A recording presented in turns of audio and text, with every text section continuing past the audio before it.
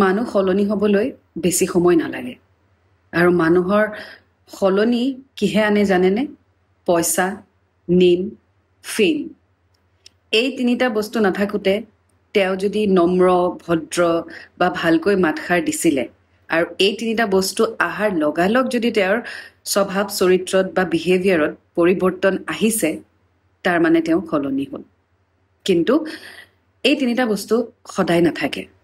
মানে name, fame, মানি, এই তিনিটা বস্তু সদায় নাথাকে। গতিকে এই তিনিটা বস্তু অহাৰ লগে লগে যদি কোনোবাৰ পৰিৱৰ্তন ঘটে বা কোনোবা যদি সলনি হৈ যায়, সেইটো একেবাৰে খন্তেকীয়া।